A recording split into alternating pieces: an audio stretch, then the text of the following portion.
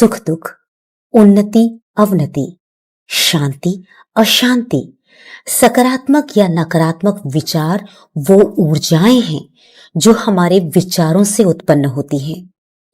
तो क्या इसका मतलब यह है कि हम आत्म साक्षात्कार, सूक्ष्म आत्मनिरीक्षण से यह जान सकते हैं कि हमारे जीवन में अवसाद, अशांति और समस्याओं का कारण क्या है? अगर आप भी उत्तर तलाश रहे हैं तो जुड़िए प्रख्यात आध्यात्मिक विश्लेषक डॉक्टर अनूप अग्रवाल जी से सत्य धुन में। कोई भी व्यक्ति, पुरुष या स्त्री, अध्यात्म में आकर जाना चाहती है तो उसके लिए कुछ जरूरी चीजें उनके अंदर होनी चाहिए। सबसे पहली चीज, अगर अध्यात्म में जाना है तो आपके अंदर कल्पना शक्ति बहुत ज्यादा होनी चाहिए। आप कल्पनाएं इतनी कर सकें कि जिसका हिसाब नहीं। उदाहरण के तौर पे कि आसमान में उड़ रहे हैं, पशु पक्षियों के साथ खेल रहे हैं, पेड़ पे चढ़ रहे हैं, आकाश में उड़ रहे हैं, चांद से बात कर रहे हैं, सितारों में घूम रहे हैं। इस तरह के बहुत सारी बातें जो कल्पना कर सकें। दूसरी,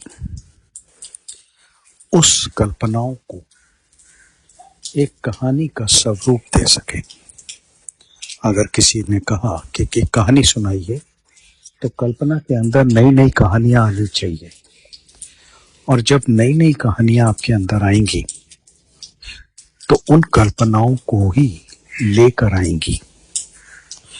अब इन सब की हमें क्या आवश्यकता है?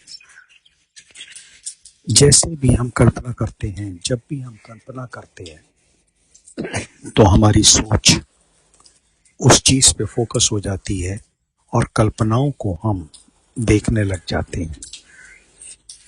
बस यहाँ पे फिर हमारे अंदर की जो शक्ति है वो जागृत हो जाती है और हम उस कल्पना को असली रूप देना शुरू कर देते हैं।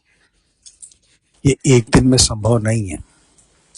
यहाँ पे सबसे पहले हमें कल्पनाओं में जीना जरूरी है, उनको समझना जरूरी है। यहाँ पे गलती कहाँ करते हैं? जब हम ये समझते हैं कि ये जो हम कल्पनाएं कर रहे हैं ये व्यवहारिक नहीं है, ये यहाँ पे पॉसिबल नहीं है, इन चीजों को छोड़ दीजिए। अध्यात्म के रास्ते पे सब कुछ पॉसिबल है, असंभव कुछ नहीं। केवल इतना समझना है कि हम एक काल्पनिक दुनिया में नहीं जी रहे। हमें जीना नहीं है, जीना तो यही समाज के साथ है। समाज के हिसाब से हमने क्रिया प्रतिक्रिया करनी है, वो अलग चीज है।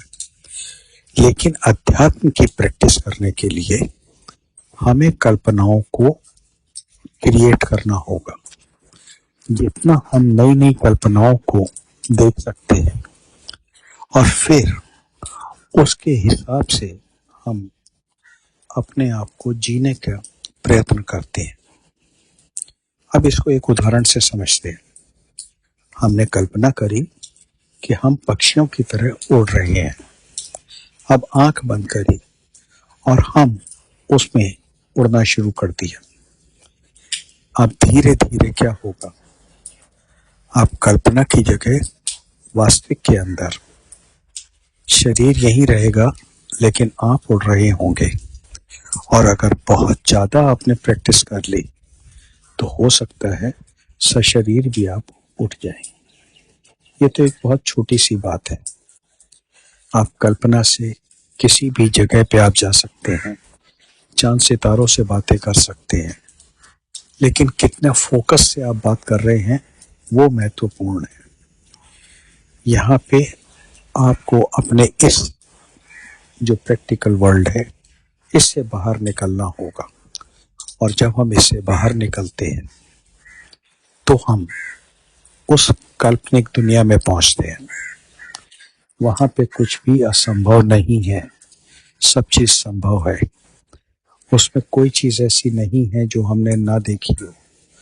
बहुत सारी चीजें ऐसी हैं कि जो हमने अभी तक देखी, सुनी, पढ़ी भी नहीं है।